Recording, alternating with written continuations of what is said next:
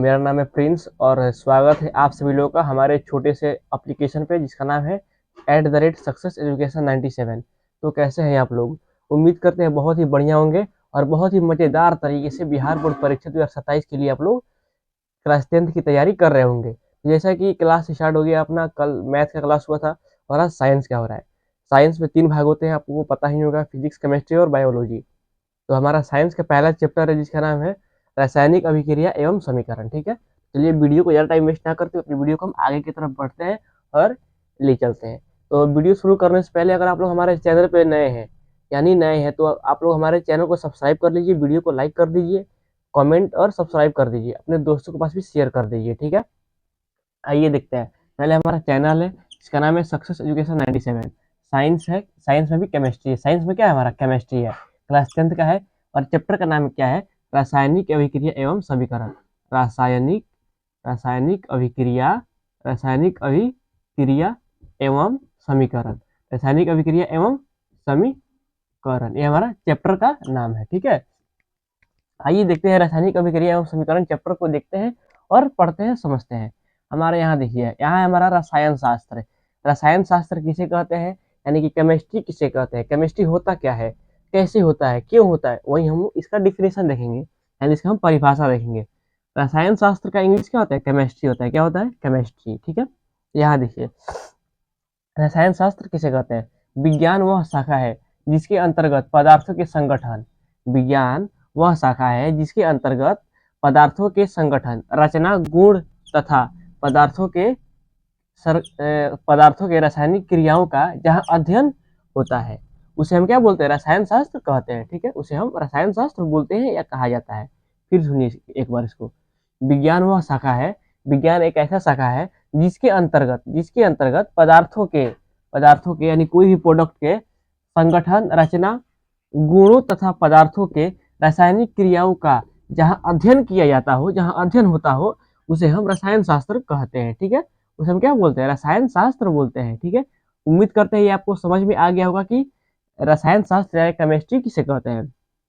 आइए आगे चलते हैं। यहाँ कह रहा है रासायनिक अभिक्रिया। क्या कह रहा है? रासायनिक अभिक्रिया यानी कि केमिकल रिएक्शन। रासायनिक अभिक्रिया का इंग्लिश क्या होता है? केमिकल रिएक्शन होता है। ठीक है, इसको हम देखेंगे रासायनिक अभिक्रिया किसे कहते हैं, यानी केमिकल रिएक्शन किसे कहते हैं, होता क्या है। यहाँ देखिए किसे कहते हैं। जब कोई पदार्थ अकेले अथवा किसी दूसरे पदार्थ के साथ क्रिया करके भिन्न गुण धर्म वाले एक नए पदार्थ का निर्माण करता है। जब कोई पदार्थ अकेले अथवा किसी दूसरे पदार्थ के साथ क्रिया करके, यानी कि कोई भी काम करके करके भिन्न गुण धर्म वाले एक नए पदार्थ का निर्माण करता है या उसका जन्म देता है, उसे हम रासायनिक अभिक्रिया कहते हैं या रासायनिक अभिक्रिया कहलाता है। ठीक है, अच्छे से आप लोग इसको समझ लीजिए, देख लीजिए और इसके बाद में आगे चलते हैं। यहाँ देखिए, यहाँ का रासायनिक अभिक्रिया के प्रकार, यानी कि पार्ट ऑफ केमिकल रिएक्शन कितने प्रकार के होते हैं। तो यहाँ देखिए, हमारा पहला है संयोजन या संश्लेषण अभिक्रिया।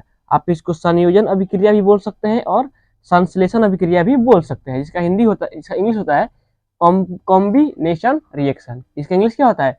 कॉम्बिनेशन रिएक्शन होता है। ठीक है, हमारा सेकेंड है वियोजन अभिक्रिया या फिर अपघटन अभिक्रिया। दोनों का एक ही है। ठीक है, आप वियोजन भी कह सकते हैं और अपघटन भी कह सकते हैं, आप इसीलिए यहाँ पे दोनों लिखा गया है अभिक्रिया। ठीक है, इसका इंग्लिश होता है डिकम्पोजन डिकम्पोजन रिएक्शन, इसका इंग्लिश होता है। ठीक है, यहाँ पे रिएक्शन नहीं दिख रहा होगा, कोई बात नहीं, यहाँ पे हम लिख दे रहे हैं REACTION। ठीक है, चलिए देखते हैं इसको हम एक एक करके। संयोजन या संश्लेषण अभिक्रिया के डिफिनेशन देखते हैं हम, और वियोजन और अपघटन अभिक्रिया के भी डिफिनेशन हम देखते हैं। आइए यहाँ पे देखते हैं संयोजन या संश्लेषण अभिक्रिया। ठीक है, इसका डिफिनेशन और इसका एक एक करके एग्जाम्पल हम देखते हैं। ठीक है, यहाँ देखिए इसका डिफिनेशन क्या कह रहा है।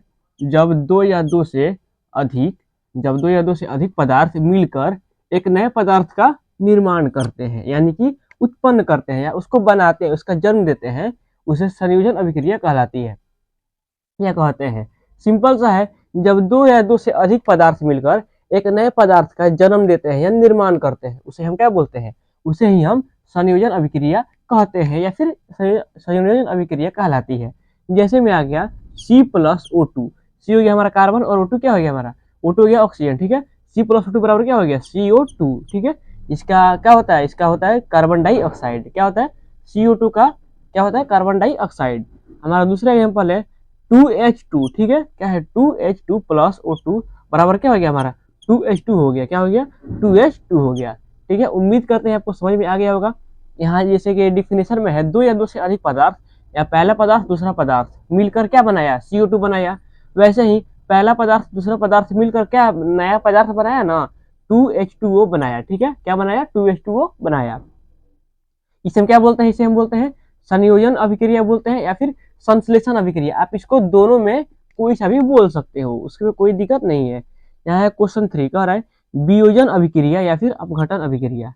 वियोजन अभिक्रिया और अपघटन दोनों क्या है, एक ही है। एक आदमी जैसे दो नाम होते हैं, वैसे ही वियोजन का अपघटन नाम है और अपघटन का वियोजन नाम है। एक किसे कहते हैं, देखिए यहाँ पे जब एक पदार्थ टूटकर दो दो या दो से अधिक पदार्थ सॉरी जब दो जब एक पदार्थ टूटकर दो या दो से अधिक नए पदार्थ का निर्माण करता है।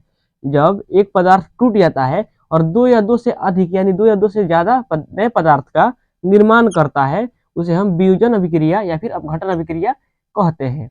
यानी जब एक पदार्थ टूट जाता है, बिखर जाता है और दो या दो से अधिक यानी कि अनगिनत पदार्थ का निर्माण, नए पदार्थ का निर्माण होता है या बनता है, उसे ही हम वियोजन अभिक्रिया कहते हैं। जैसे में CaCO3, ठीक है, अभिक्रिया करके CaCO3 ये हमारा पहला एक हो गया पदार्थ। ठीक है, और इसके बाद कितने पदार्थ का जन्म होता है, CaO का प्लस TO2, ये दो पदार्थ का जन्म होता है। तो ये हमारा क्या कहलाएगा, वियोजन या अपघटन अभिक्रिया कहलाएगा।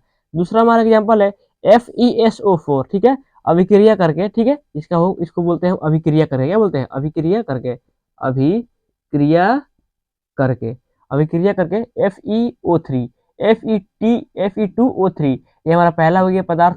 दूसरा पदार्थ हो गया SO2, तीसरा पदार्थ हो गया SO3। ठीक है, ये हमारा तीनों अलग अलग पदार्थ हो गया।